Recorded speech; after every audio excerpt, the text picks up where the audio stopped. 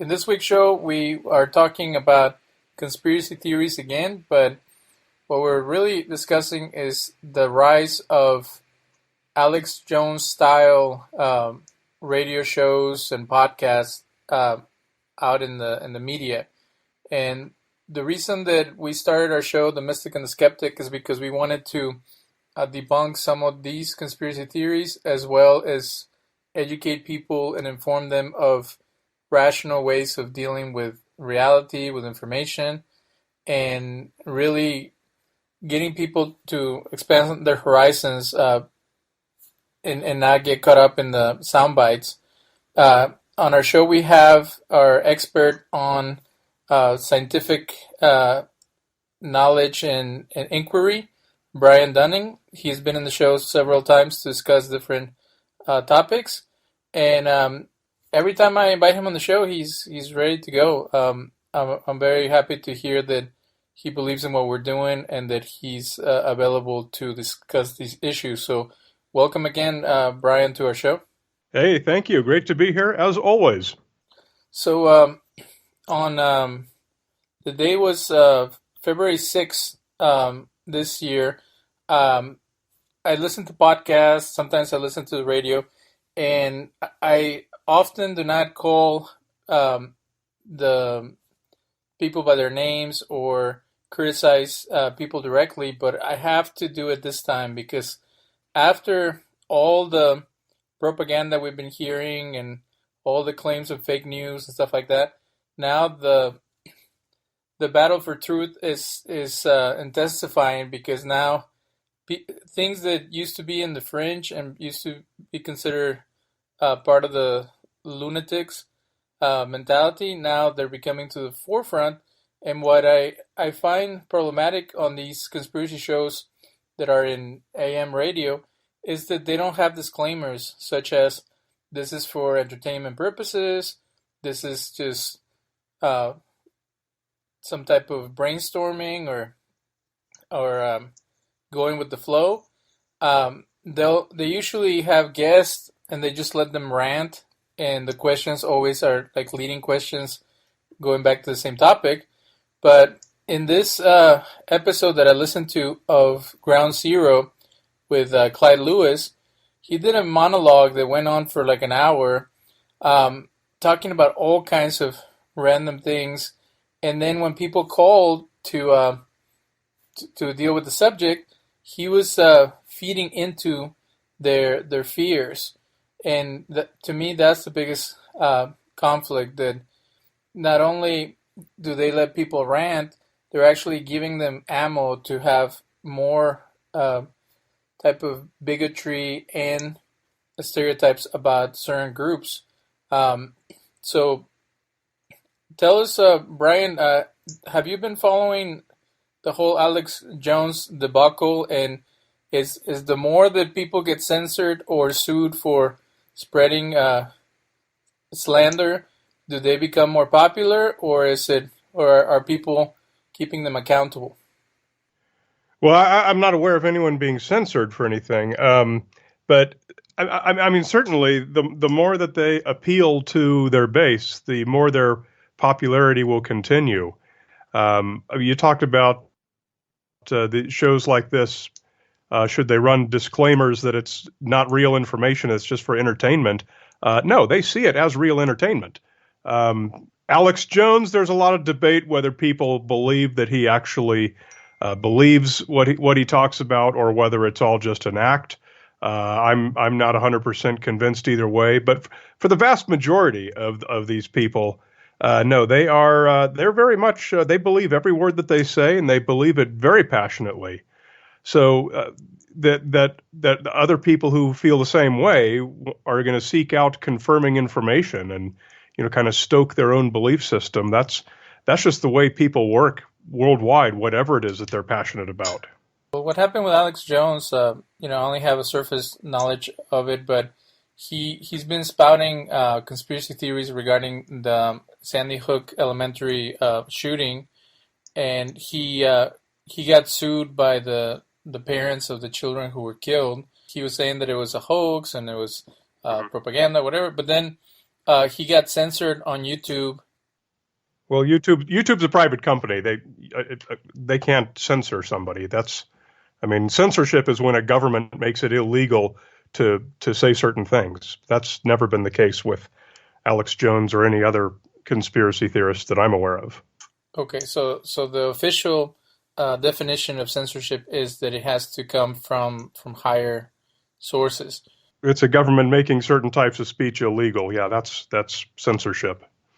It's I got accused of censorship when I stopped allowing comments on Skeptoid.com because it was just turning into a big graffiti sheet for anti-Semites and 9/11 truthers to spread their nonsense. So I said, I don't want my website to be promoting this, so I turned it off.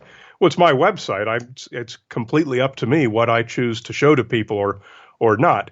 I'm not the government. I'm not making their speech illegal. I'm just kicking them off of my website. Those are two unrelated things. YouTube did the same thing. I believe Facebook and Twitter did the same thing as well. And that's also not censorship. That's just people who don't care for what he has to say deciding to stop giving him a platform.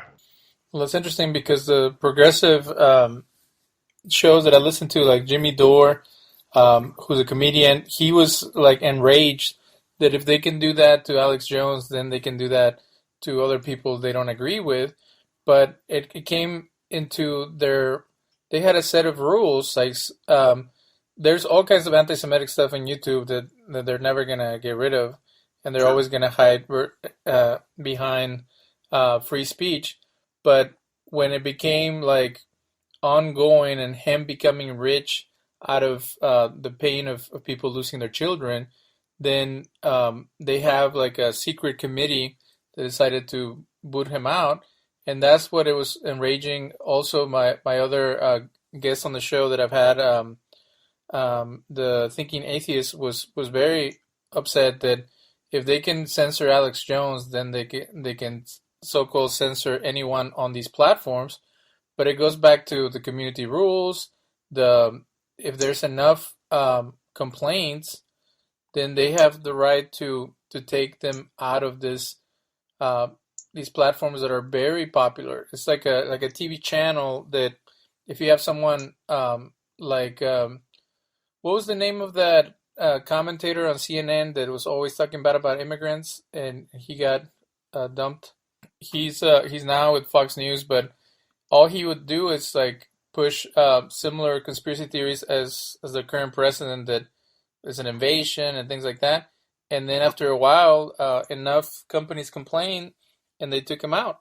So the marketplace of ideas is self-regulating in the sense of why would people be supporting financially or any other way something that is bad for the community? Well, I think you just said it by describing it. The marketplace of ideas is making a decision on what kind of content they want out there.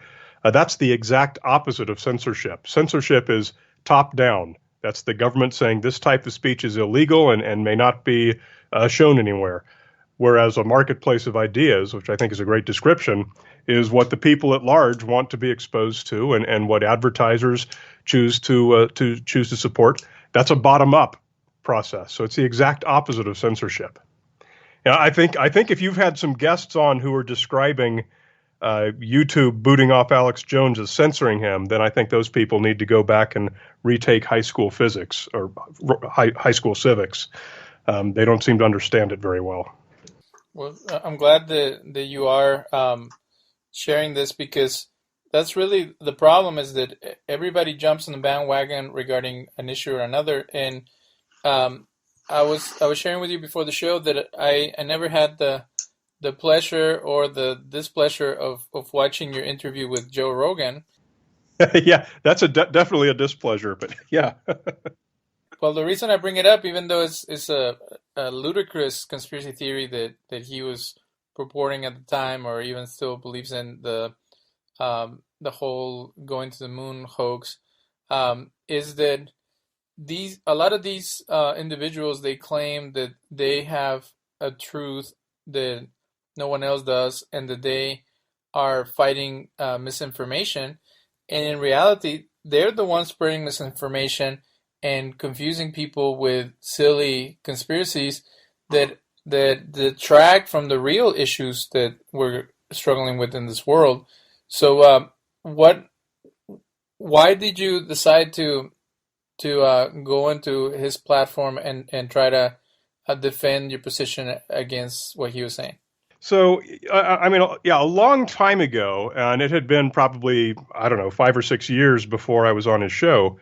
I did an episode of my podcast, Skeptoid, that was like the top 10 anti-science celebrities who promote harmful pseudoscience, something to that effect. And Joe Rogan was on the list. And the reason I had him on the list was because at that time, and this had been a number of years ago, he was a fairly tireless promoter of quite a few different conspiracy theories. JFK, 9/11, the moon hoax, I mean, you name it, it went on and on. He promoted a lot of conspiracy theories. Now, over those intervening years, the way he describes it is he had changed his mind on quite a few of those, and which I think is fantastic and something to be commendable. So we have a lot of the same listeners, Rogan and I. A lot of people listen to both of our shows, and quite a few people had been emailing both of us saying, "Hey, you should have Brian on. You should have Brian." And finally, he emailed me and said, "Yeah, a lot of people said I should have you on the show. So, what do you want to talk about?" And I said, "Well, I think the reason that probably had this is because all these years ago, I did this episode where I called you one of the most harmful celebrities promoting pseudoscience. And I think it'd be good to talk about that, go through those points, see if they're not true anymore, and I'll update the episode if necessary." And he thought that sounded like a pretty good idea. And so I went on, and unfortunately, as you saw, it just went from bad to worse. It was 3 hours of bickering and circular, repetitive. It was pretty grim. And it was not at all friendly. Although he was very friendly to me personally when I was there, and although they did release the 3 hour version, they also released a 24-minute edit of it, which has, last I checked, it had more than 10 times as many views, millions of views. And that 24-minute edit was very deceptively edited from the beginning to end, trying to make me sound like a complete idiot and like a complete jerk. And I think they did that just because they were upset that I went on specifically to challenge him. So, I mean, everything about that was just wrong, and I wish we could have done it again. I probably wouldn't do it again, but I was really sad because he's got such a huge audience that it had a lot of potential to do a lot of good, because all of his listeners are not conspiracy theorists, but pretty much all the conspiracy theorists out there listen to his show. And it would have been a great opportunity to reach them. And instead, he pretty much he denied a lot of the things that he'd said in the past, which simply was untrue.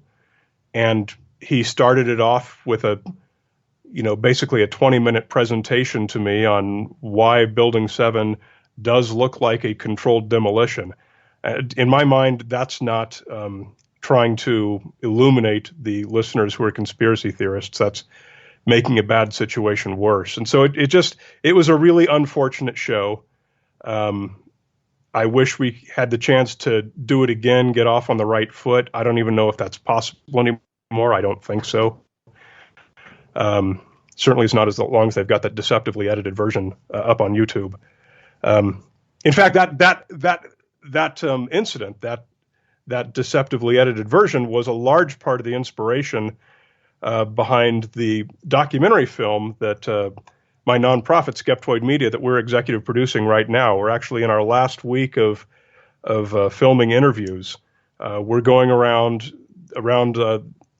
3 countries, I think, and interviewing scientists who have been on these TV shows and been deceptively edited or misquoted or edited out of context, by TV producers trying to make a something like Ancient Aliens, something that's about very bad science.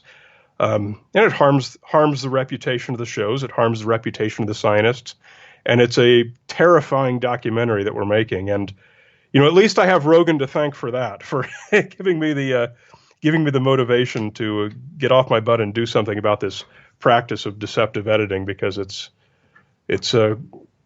pretty harmful to the public intellect. And I think I just gave you a really, really long answer to a short question. Well, it's related to what we're talking about, because you mentioned earlier that people who do this actually believe what they're saying, and the more that I'm looking into the political reasons behind the current administration, our show goes out internationally as well, and I won't call the person by his name, but the reason, it turns out that he doesn't really believe half of the stuff that he's saying, that is very destructive and detrimental and bigoted about certain groups of people. It's all for political points and looking good in front of his base. So I see someone like Joe Rogan or some of these other commentators or hosts as kind of, it's like, didn't they say that Barnum and Bailey, the original founder of the circus, like he would do or say anything to get people in the door? Yeah, P.T. Barnum. Yeah, and I understand what you're saying, that there are going to be some of these hosts, other personalities who are, deliberately trying to appeal to a certain crowd, and they're, saying whatever they know that crowd wants to hear. But I've been doing this for a long time, and my experience is that those people are in the minority. The majority of them are very passionate believers, in my experience. Because we had another guest on our show that mentioned being on the Ancient Aliens show, and completely edited and misrepresented his position. But having a media production background, you have to make creative decisions to make something more exciting. And of course, one reason that I left the commercial media was because they were exploitative, that anything that they came across, they would manipulate for ratings, and it just seemed like there is no checks and balances regarding that, and especially when you're talking about ridiculous stuff like aliens or things like that, where you can pretty much do anything you want with the information, and they even have people sign a release that there's going to be creative license. So what are the scientists responding in the sense of, like you mentioned, that the shows that interview them lose credibility if they do that, but it seems like nowadays very few people care about correct statements or checking the sources. It seems like every network has some type of spin and some type of deception going on with the experts they bring on or the type of topics that they focus on. There's really very few sources where you can actually trust that they're giving you a fair shake of the issues. Yeah, I think you said it very well. I couldn't agree more.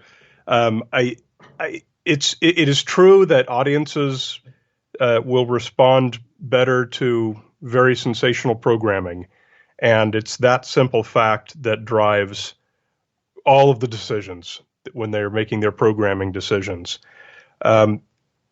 However, and one of the points that we make in the film is it's not necessary to make stuff up or take creative license as you use. That's the easy, lazy, and quite frankly, the unethical way to do it. I've been doing my podcast for 12 years now, dealing with all of the urban legends, anything anyone's ever heard of. I've done an episode of it on the show. And I find an absolutely fascinating solution in the true solution to the mystery, finding out what really happened, what is really going on at Oak Island, instead of the nonsense that they put on the TV show. Now, that takes a lot of hard work and research to come up with that angle. And it also takes an understanding of things like sociology to find out how and why people prefer to believe this sort of easy, sensationalized version of the show, and what is it that we can give them that's even better than that, that's even more sensational, and that's true, and that teaches them an interesting lesson in how we know what we know. Now, that takes a lot more work. And too often these producers and directors just aren't interested in going to any extra work when they can just say, hey, aliens built the pyramids. Isn't that amazing? That's the reality. And it's harmful because we have a generation of people growing up believing just ridiculous nonsense because they heard it on the History Channel or the Science Channel or Nat Geo or the Travel Channel or Discovery Channel. And these are networks that bill themselves as promoting science programming. I remember one time when the History Channel was very publicly caught in a very flagrant screw up.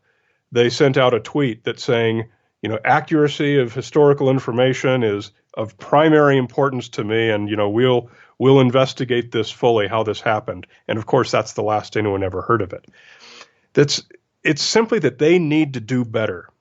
They need to stop misquoting and badly editing reputable scientists to try and make it sound like they support the idea of aliens building the pyramids. And they just simply need to sit down and do some work. Find out what is the valuable lesson to be learned in this story, and how can we tell that story in a fascinating way that gets viewers interested. That requires creativity and thought, and too many people are not willing to put in that work. Well, and I've always been proposing in our show that ideas have consequences. So when Clyde Lewis in this February 6th show is saying that there's an invasion not only coming from the south, there's an invasion coming from the north, and that involves China and Muslims, I couldn't believe it. Like I'm like, how can someone get away with saying something so outrageous and flat out condemn millions of people and then move on to the next subject? They can get away with it because there's 50% of the nation that wants to hear that. And, I don't want to sound like one side is right and the other side is wrong, because that's not the case at all. One thing that's very clear from research into conspiracy theories is that there is no one demographic that's more or less susceptible to belief in them. And people on the far left are every bit as eager to believe in implausible conspiracy theories as people on the far right. So it just, whichever one we happen to be talking about that shows up in the news, then that's the one we're going to say, boy, those people are nuts. Why would they believe something that silly? So I'm not taking partisan sides here. In fact, that's the most important point, is that there are no partisan sides to conspiratorial thinking. Well, I contacted you because a friend of mine got into it with family members about the USS Liberty, and I hadn't done any research on it, but I knew that it was a point of contention coming from certain type of people, and then it ended up being true. Like once I started doing research, but it was disappointing that someone who's known as a consumer advocate and intellectual, such as Ralph Nader, was pushing that type of conspiracy that the U.S.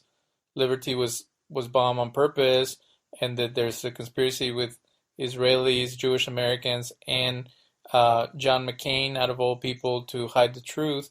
And it's like, why does he even have to go there when there's so many other issues that he's brought up regarding safety, regarding the politics being corrupt and stuff like that?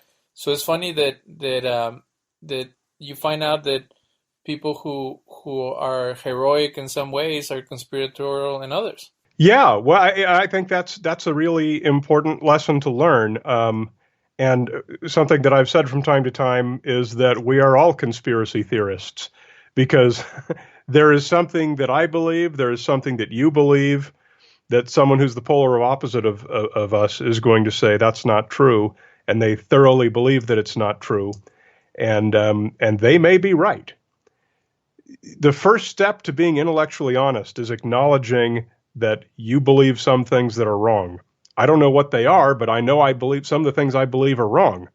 I would love to know what they are so that I could correct them, but I don't. And as long as I do, there is something that I could talk about that someone else is going to consider that to be a conspiracy theory, and that I'm a nutty conspiracy theorist.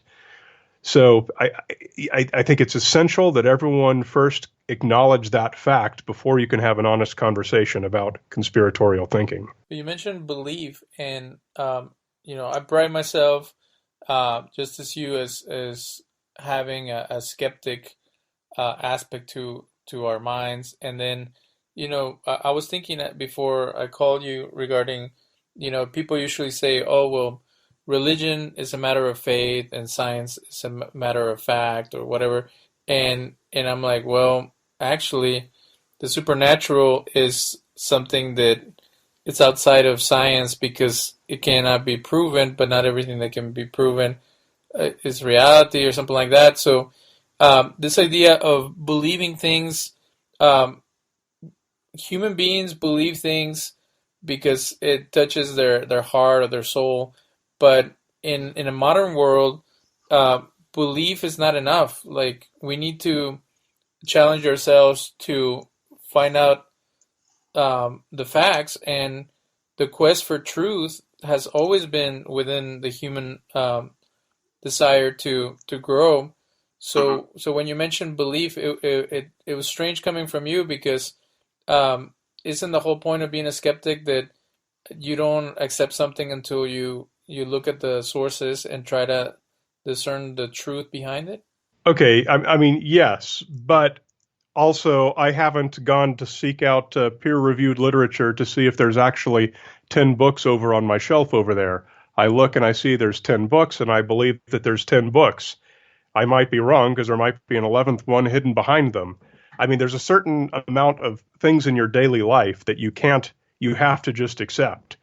You wouldn't be able to get through your day if you had to sit and double check every single thing.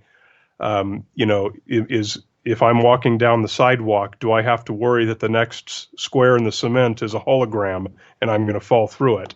No, that's silly.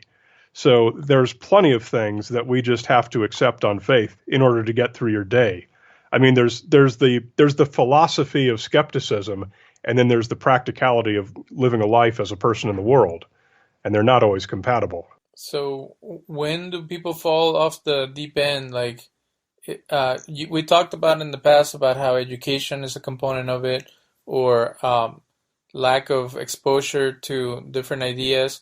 But how, like, is it some type of mania or some type of like mental illness to start creating a world full of conspiracies, or is it just based on deep held beliefs that you're looking, like you mentioned earlier, for information that is going to validate the conclusion you already made? Well, there is certainly a point at which a conspiracy theory becomes a treatable medical condition, and I should point out that I am not a trained psychiatrist or psychologist, and I'm speaking from the perspective of general science knowledge as a science writer, not from professional medical advice.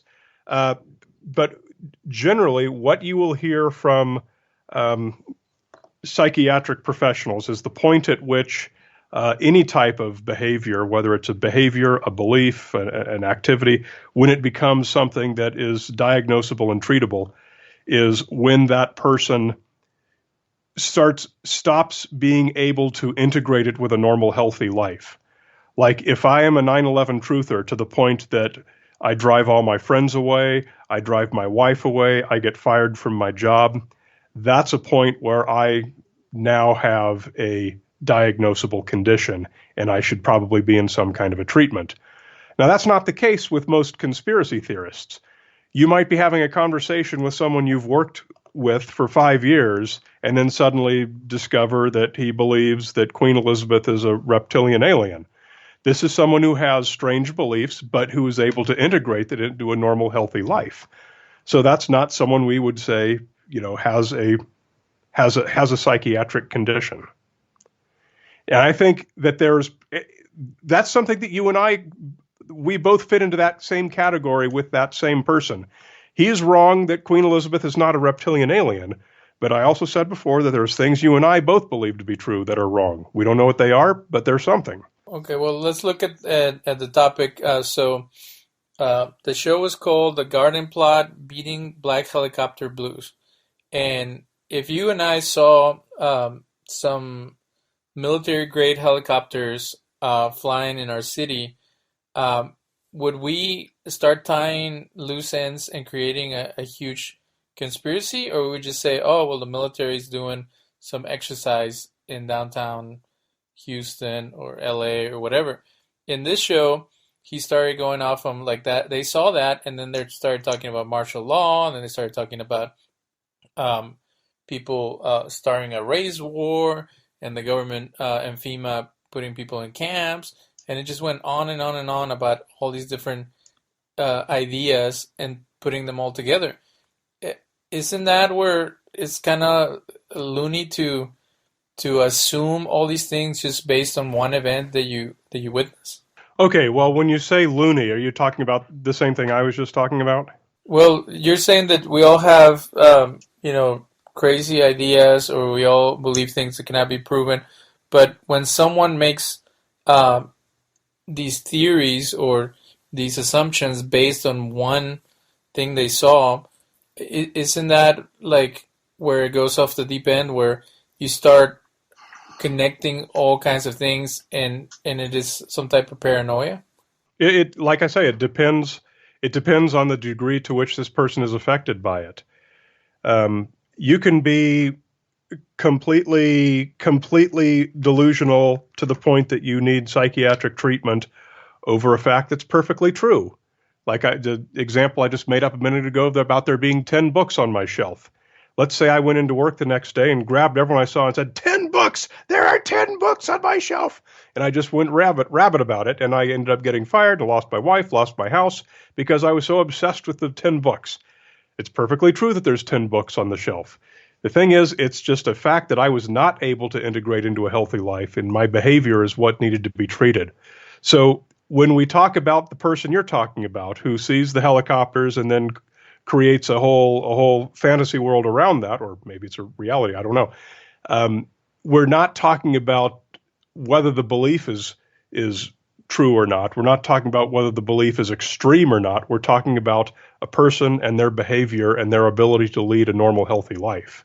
Well, but it goes back to profiting off of conspiracies, and so now you start a show, and then every single crazy idea you hear, you tie it together, you sensationalize it, you entertain people with it, and then you leave people hanging with all these bad ideas. And that's the Alex Jones factor, that's what the show is going to be called, that there was a point when Alex Jones was seen as a hero of the people. There was an article on Texas Monthly where they were challenging an Austin director who had him in both of his movies as the man of the street who's bringing truth to power and trying to challenge the norms. And now, 10, 20 years later, he's persona non grata. So in the eyes of progressives at that time, Alex Jones was actually speaking their truth. And now that he has attacked some of the people that they support or some of their political ideas, now he's the bad guy.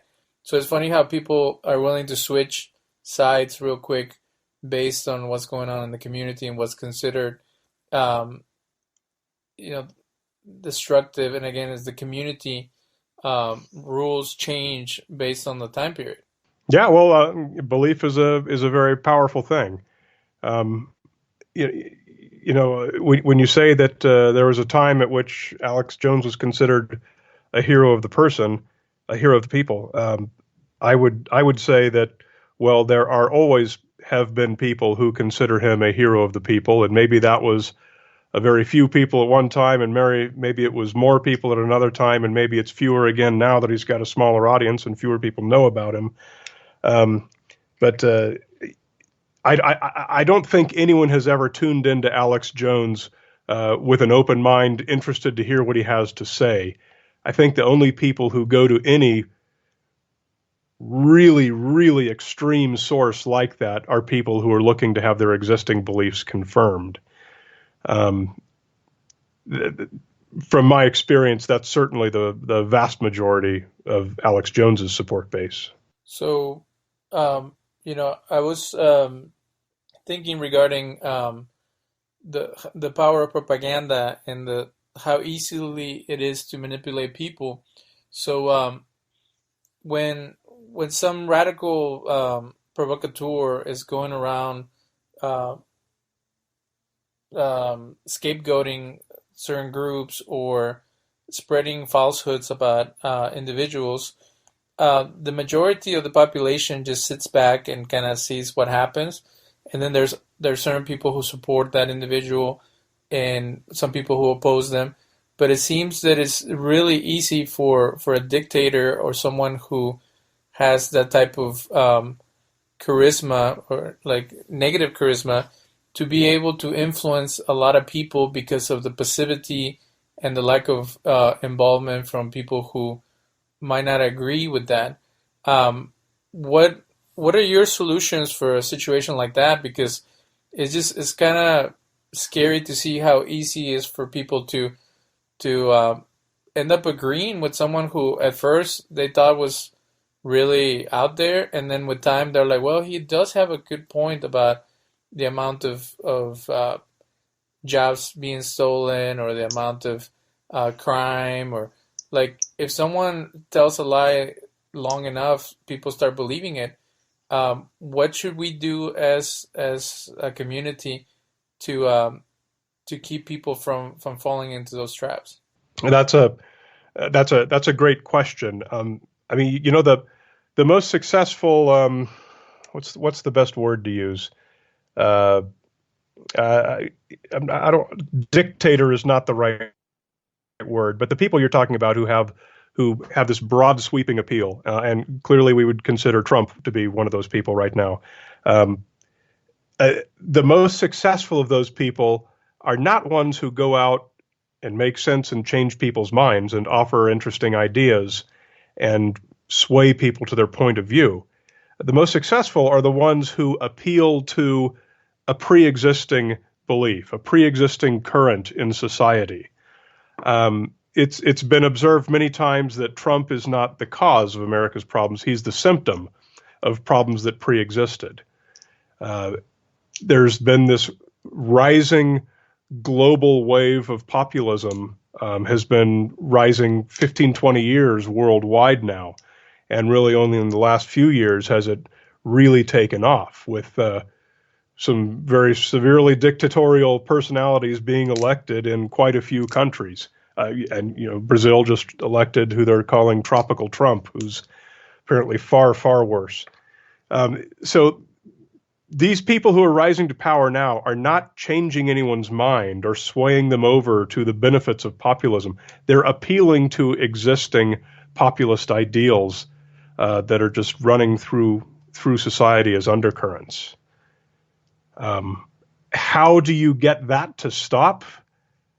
That's a much more complex problem and a much larger problem than why do we have such extremes in the political system these days. We have to look at why do we have those extremes? What were these undercurrents in society, and how can we guide people away from these extreme perspectives? I wish I had the magical answer to that, but I don't. Well, you mentioned like that's a term populist that I don't think about much, but the definition of populist online is a person, especially a politician, who strives to appeal to ordinary people who feel that their concerns are disregarded by established elite groups. And it's funny that the Republican Party is really good at portraying the Democrats as elite when they themselves are elite, and they usually, just like the Democrats, are bought and paid for by corporations and financial interests. So it's interesting that they're able to spin the situation into a populist one, and the other ones who often are a little more populist in the sense of they're worried about providing resources for the poor and the needy and disenfranchised people, they are not able to capitalize on that frustration as well. And when I lived in the hippie community in Tennessee, I saw how progressives are usually more splintered and there's more infighting among them that there is among conservatives, because conservatives are like one track. Everybody agrees that traditional norms are the way to go, and that's it. And with progressives, you have multiple uh, ideas and approaches and ways to deal with problems, where it really feels that the Democrats are going to lose again because they're oversaturating this nation with candidates with different approaches, when the Republicans have one way to deal with things. And throughout the years, they've been saying that the way that the Republicans are going to be able to appeal to the masses is if they become more progressive, if they are more interested in including minorities and reaching out to Hispanics and being more open-minded. And they never do it because it doesn't work. The only thing that works is to pin people against each other and to make the people who are poor look at the elites as the problem and to portray themselves as saviors and stuff like that. And it's very frustrating to see how easily people are manipulated politically. Yeah, well, I mean, it's if someone like a Trump or a David Duke or someone like that who represents these extreme perspectives, if they had run against Ronald Reagan, for example, I'm not sure that they would have won in that environment. That was an era, and the vast majority of United States history has been an era when there was not nearly so much difference between the two major political parties, when they both had fairly moderate candidates. And we're clearly the farthest thing from that now. I think the thing that's going to get us out of that cycle is when one party or the other is going to nominate a more moderate candidate. I don't see that happening anytime soon. Clearly, the Republicans are going to nominate Trump again, and clearly the Democrats are going to nominate the most far out liberal, someone like Bernie Sanders or AOC or Elizabeth Warren, someone who is very far to the left. So this division could not be farther apart. So clearly, neither of those parties is going to attract a single vote from the other side. But eventually, one party will run a candidate who can attract a few votes from the other side. And that's when I think we'll be on the way to narrowing this rift that cuts the country in half. But you find out from history that the best way to polarize people is to demonize your opponent, to portray them as like the plague and the worst thing that could happen, and it's effective. It's very effective. I mean, that's how. I mean, I don't want to do an example of Godwin's law, but that's how Hitler got World War II started. That's what Trump is doing with Mexicans right now, and it's just popular. That's what the tropical Trump down in Brazil is doing with atheists. He's trying to make that a very strict Christian theocracy. It's a very scary situation down in Brazil. And Duterte in the Philippines is doing it with drug addicts and drug dealers. Yeah, it goes on and on. Like I said, there is a worldwide wave of populism right now, and I think the U.S. remains one of the most, if not the most influential nation, and I think the U.S. electing a more moderate candidate, which may take another 2 or 3 election cycles, I think that's what's going to finally signal the not the end of this wave, but the when the waveform starts to reduce before it inevitably comes back up in the future sometime. But since Greek times, when politics were invented, the whole point has always been to win, and whatever it takes to win. My concern is that once they win, they, instead of not keeping the promises of being bigoted and judgmental of other groups. Now they're keeping the campaign promises, and that's what's creating the problem. Because if you can dupe someone to vote for you because you have extreme views, that's one thing. But to try to keep them happy, you start doing extreme things that are irrational and destructive for the whole community in the world. Then that's when things get really bad. But going back to these radio shows that are supporting very radical ideas and are popularizing the lunatic fringe, it seems that for them, truth is malleable, and that when it's all said and done, it's the same thing. It's about winning. If you can get more ratings because you're talking bad about immigrants, or you're hating on African Americans, or like, that is the ultimate goal. Like, it goes back to being unethical. Like, they're not worried about the repercussions of what they're saying. They're not worried about how it will impact people. They're worried about being the number one show and getting all the advertising money and all the support. So, well, that's just business. I mean, that's what every show's goal is. You know, yours and mine included. We would love to be the number one national podcast, wouldn't we? We would love to, but I'm doing it for free, and my goal is, when it's all said and done, that more people can come together. And I was telling somebody, we had a show about the current state of affairs regarding Latin America and the way that Latin Americans are portrayed and looked at in the U.S. And what I was saying regarding America is that you can't have a democracy and a type of what's the economic system that we have? The capitalist? Yeah. You can't be capitalist and democratic at the same time. And the reason I say that is because capitalism is all about money, and democracy is supposed to be about equal rights and equal vote and stuff like that. So unless you have inequality, you can't have capitalism, because money is the only thing that matters. And if you use that type of mentality, kind of like there are a lot of conservatives that push for little government and only marketplace and capitalism to be the main philosophy of the U.S., then you do end up with a lot of destructive things that are not helpful for the society. If money is the only thing that matters, then slavery would come back, and prostitution would be rampant, and abuse of all kinds. But the whole point of having a democratic government that is just is that you can keep checks and balances on this obsession with money.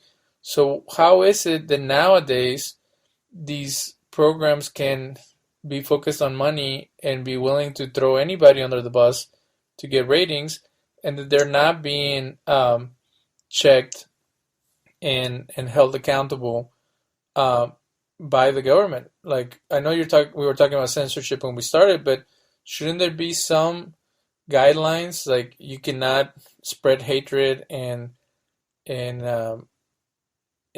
be like, I know that there's different degrees, but it seems like free speech has gone amok, where people can pretty much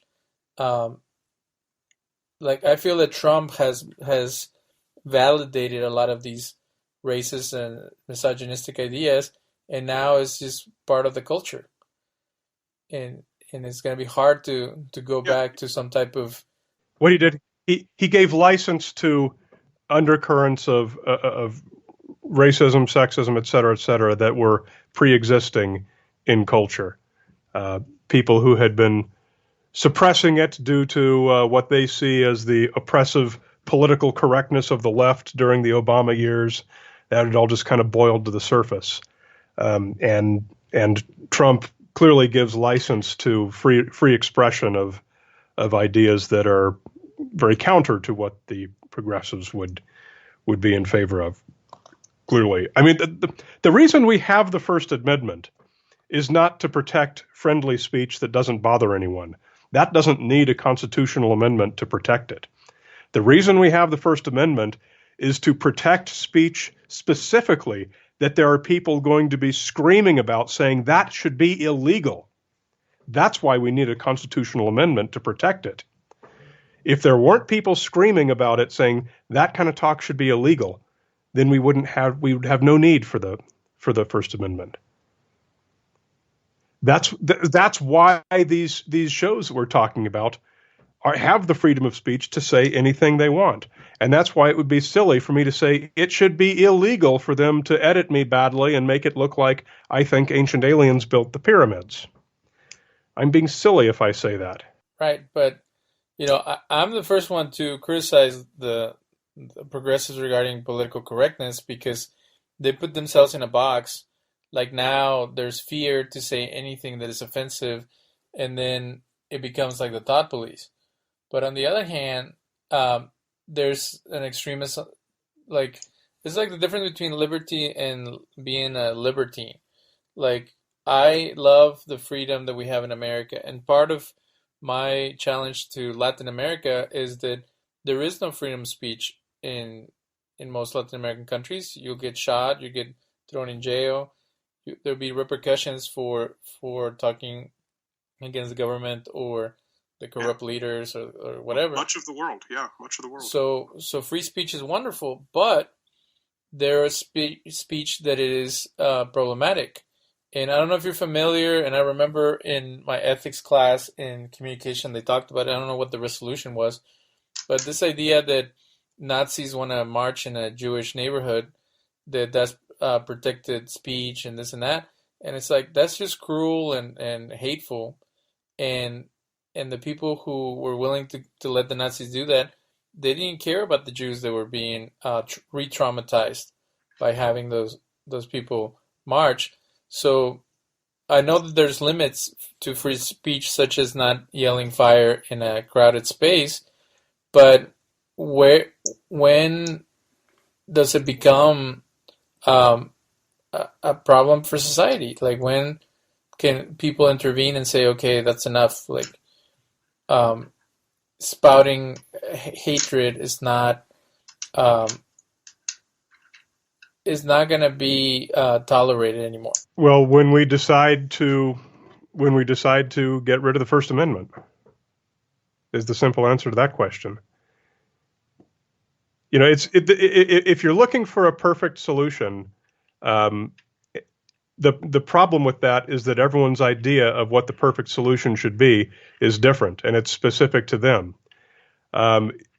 Look at what take a Klansman's idea of a perfect solution. That's going to be very different from what your idea of a perfect solution is. And so I think that the way we have it now, with the First Amendment protecting freedom of speech, simple as that, that's about as close as we can get to at least a fair system. But it's a system that's always going to be offensive to some people. The example you raise of, should the Nazis march through the Jewish neighborhood? I mean, that's a classic example, and that's the kind of thing that ethicists and legal analysts have always debated and will continue to debate, because obviously that's a very complicated question. And sometimes we have had cases where we put statutes in place that provide exceptions.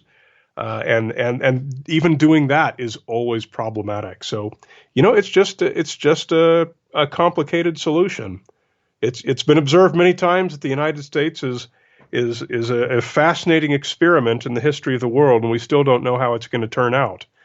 And we're seeing it happen today. Well, I don't mean to preach, but I feel like I answered my own question in the sense of the reason that evil is being tolerated is because there's good people won't stand up against it. And I know it sounds theological and it sounds in connection with the historical stuff that happened during the Nazis, but there's a sense of culture has become corrupt, and people are not willing to stand up for what they believe to be right. And I know we can say, well, different people believe different things to be right, but one of the reasons that I live in the U.S. out of anywhere else that I could move to is because I believe that people are good. I believe that people have morals. I believe that there's an overall sense of justice and pursuit of truth and caring for your neighbor that might not be available in other places, and there's a rule of law. So with those ideals, that I feel that we're failing at upholding those ideals, and we're failing at teaching the next generation to have the ability to discern, correct information from falsehood, as well as teaching them to be respectful of others and to give people benefit of the doubt and to think the best of their neighbors. Those are the is that part of civics, or is that part of morality that we should be encouraging in our communities? Wow, it's a I'm not even sure I know how to answer that. Because if we're just going to be scientific, then we go back to Freud and Darwin, where it's just the law of the fittest, and if their truth is their truth and our truth is our truth, and we might be able to philosophize things, but when it's all said and done, whoever's in power calls the shots, and everybody else is just surviving. Well, when you're asking how do we raise people that won't be susceptible to these kind of issues? I mean, is that what you're asking? I don't think necessarily. I don't think you can, first of all, and I'm not sure that I think you should even try. I think what you're asking is, how can we breed people who are not susceptible to the follies of being a human being? I think too much of what we've talked about is human nature that's always existed and will always exist. And I think